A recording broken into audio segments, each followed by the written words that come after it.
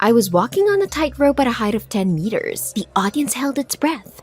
A blind gymnast under the very dome of the circus performed the trick without a net. I did a somersault, but the lenses made it hard to see. I almost fell down. The audience burst into applause.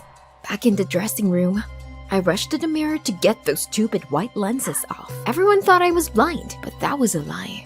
My father was a circus director, and he thought that for the sake of a blind gymnast, the audience was willing to pay 3 times more. Ever since my mom died, he had gone off the rails and made me pretend to be blind. I wanted to study at the circus school and become a world star. My father made a condition. If I wanted to leave, I had to earn $100,000 and give it to him, then I would be free. But such a sum was simply unrealistic for me. Dad was waiting for me in the dressing room. He shook the bills and menacingly said that the audience was not enough, all because I did not smile at anyone. Suddenly, there was a knock on the door. I barely had time to put on my sunglasses. A tall, curly-haired guy stood in the doorway. He was so beautiful that I was even taken aback. The guy introduced himself as Ed and said with a bored look that he worked for a foundation to help the blind. They had a grant. And now they were choosing who the fund would allocate money for sight restoration, about $100,000. I didn't understand anything, but my father suddenly jumped up to Ed and began to shake his hand, repeating that we agreed to everything. And he added that Ed should definitely come to us for breakfast the next morning. I was taken aback, and so was Ed apparently, but he said he would come. As soon as Ed left, my father said sharply that I had to get this grant at any cost. But on the other hand, I finally had a chance. Maybe because of this, I could get closer to my dream. The next morning, Ed came to our house. Over tea, he lazily said that there were several candidates for the grant, especially since scammers often wanted to get the money. So he would ask me a few questions about my illness. My father glared at me, and I quickly agreed. He felt the tension and suggested that we go to the park next to the house. On the way, Ed read everything from a piece of paper. Not really listening to me. I tried to keep it interesting, to charm him, but the next question was, "What's your relationship with your mom?" A lump rose in my throat. "Is something wrong?" asked Ed. I gathered my thoughts and told him. My mother was a gymnast, but she failed during a performance. Then I promised myself that I would become a star and conquer the world in memory of my mother. At that moment, a guy rushed by, throwing mud at me. "This isn't a bike lane." Ed froze and asked me how I knew a bike had passed us. Damn it. I lied that my hearing had improved after losing my sight. The way Ed looked at me. What if he realized I was lying? Then my alarm went off. I had to run to practice. I had to work hard if I wanted to be a star. Suddenly, Ed said that he would go with me. He would make a video for the foundation with my training. I was very surprised, but I agreed. Surely this would help me get a grant. I was very worried because in training, I did not pretend to be blind. But right now, I needed to be very careful. Under the dome of the circus, I did the most daring acrobatic tricks. And Ed looked at me with admiration for the entire 3 hours. In the evening, as soon as I went home, my father immediately bombarded me with questions. Did you get the money? When I told him everything, he suddenly shouted that I was stupid. I must have given myself away. I was hurt so bad. Dad, I'm trying my best. In tears, I ran to my room. The next morning, my father burst into my room without knocking. He told me to get ready right away. Ed was waiting for me downstairs. My father wouldn't let me miss a second chance. As soon as I came down, Ed immediately said that he was impressed with my perseverance and added that training was training. But sometimes I needed to relax, and he decided to take me to the ocean. I couldn't believe it. It was only a 3-hour drive to the ocean, but my dad never took me there. On the way, Ed started talking. Turned out that he grew up in an orphanage, but as soon as he graduated, he immediately rushed to explore the world. Even now, he was saving up for a trip around the world, which was why he worked part-time at the foundation. I thought about it, and I had never been farther than our town. I spent all my free time training. We pulled up the gas station, and Ed went to pay for the gas. And then I saw something in the glove compartment of his car. Could it be a real police badge? Hell, if Ed was a cop and he had been trying to check on me all this time, then soon everyone would know about my deception. My father and I would end up in jail. I heard Ed approaching the car and slammed the glove compartment shut. The main thing was to behave as if nothing had happened. We sat in silence by the ocean. I was afraid to say anything, and Ed looked thoughtfully into the distance. Suddenly he asked, when I swam in the pool the last time. Why this question? Then Ed suddenly took my hand and started dragging me into the water. I didn't want to. I would get wet, but he said it would do me good.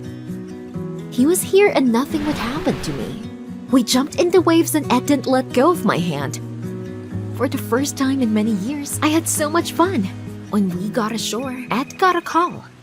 He hung up the phone and said in a drooping voice that the foundation had refused me the money for the surgery. I was silent, and the tears came to my eyes. But why? Ed began to reassure me. I think the money was given to some kid. But he said that he was amazed at my persistence and was sure that I was worthy of the surgery. He was sorry the foundation didn't have another grant for me. I returned home, not knowing how to tell my father. It was dark in the room when I noticed my dad. He was sitting in a chair and glaring at me. I burst into tears. Dad, the foundation refused to help me. My father was very angry and shouted that if I missed the grant, I would pretend to be blind for the rest of my life and clean the elephant enclosures in the evenings. No more gymnastics. I was taken aback. Dad, why are you doing this to me? All night I clenched my fists in frustration. What should I do? My father would never let me go without money, and I was not going to give up on my dream. In desperation, I dialed Ed. He quickly picked up the phone and said that he was going to call himself. It was so strange, but I immediately blurted out that I needed help. We need to meet urgently. Ed was silent, but suddenly he said that he would come to me in an hour. A car honked outside the window. I slipped past my father's bedroom and out into the courtyard. I sat down and Ed said we weren't going to talk here. I needed to calm down. We arrived at some building. It was a road restaurant. Then we went inside and sat down at one of the tables. Ed immediately ordered tea for me. God, how was I going to tell him everything? It was terrible, but I had to admit that no one but Ed could save me. Just when I worked up the courage to speak up, Ed interrupted me. He handed me the money and said that he had collected it for a trip around the world. Ed added that it would be enough to live the life I really wanted. What do you mean, Ed? And then I heard a bell behind me.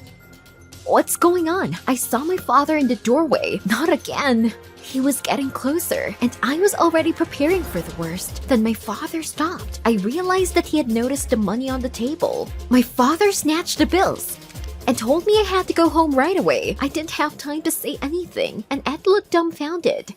In the car, Dad was counting the money, but suddenly he said that he had changed his mind about letting me go. After all, the image of a blind circus girl could bring him a lot of money, and the maintenance of the circus was very expensive. Outraged, I didn't know what to say. My blood boiled. Dad, you can't do this to me. But Dad said sharply that I didn't dare to contradict him. I was still a child, and I would work in the circus for as long as he said. Tears welled up in my eyes from the hurt. My dream was ruined, but the worst part was that I cheated on Ed, the only person who treated me with kindness. I had to give him the money back, and then run away from my dad, the circus, and everything that had been dragging me down for so many years. In the morning, I heard my dad slam the door. I was home alone. I immediately jumped out of bed and went to his office, to the safe. My hands were shaking. Carefully, I began to sort through the codes. Father's date of birth, a failure. So, what about my mom's? Another failure. Damn, if it doesn't work now, the alarm will go off. I gathered my strength and entered my year of birth. And wow, it worked. Carefully, I took the money. And then the lock clicked at the bottom. My father was back. I barely managed to hide the money in my suit bag. My father shouted to me from below that it was time to leave. They were already waiting for us at the circus. I was trembling with excitement. I had never gone against my father before. I was going to run away right after the performance. And finally, my performance was announced. But when I got on stage, I noticed Ed in the back row. What was he doing here? He looked me straight in the eye. I stopped for a second and then continued walking towards the rope. But at that moment, I remembered his phrase. You can live as you want. Then I turned around and went to the microphone. And then I took off my white lenses. The hall hummed in shock. I apologized and said I couldn't live in deception anymore. All this time, I was just pretending to be blind. But recently I met someone who showed me that we really decided how we lived. I looked at Ed, Then my furious dad ran out into the arena and began to shout and swear. He was already running up to me. My stomach clenched. I didn't know what to do, but suddenly the police burst into the hall. God, I'm about to get arrested for fraud. But the cops were on their way to my dad.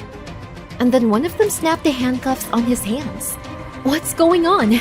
Ed ran up to me, and I was confused and begged his forgiveness. I added that I was surprised he hadn't brought me to the station himself. Ed didn't know what I was talking about. I know you're a cop, Ed. I saw the badge in the glove compartment. Suddenly, Ed laughed. He said it was a fake. He was playing a prank on a friend once. I couldn't believe it, and then Ed added that he'd figured it out a long time ago, but he was waiting for me to tell him, and after my confession he realized that he was not mistaken in me, and he invited me to go around the world with him. After all, it seemed that my father would no longer be able to hold me hostage. I am telling the story on the shore of the Pacific Ocean. Ed and I have already traveled to 50 countries, and this morning, I got a letter from the circus school. I got in. I hope now I can perform that difficult trick. And with it, I can become a world star in memory of my mother.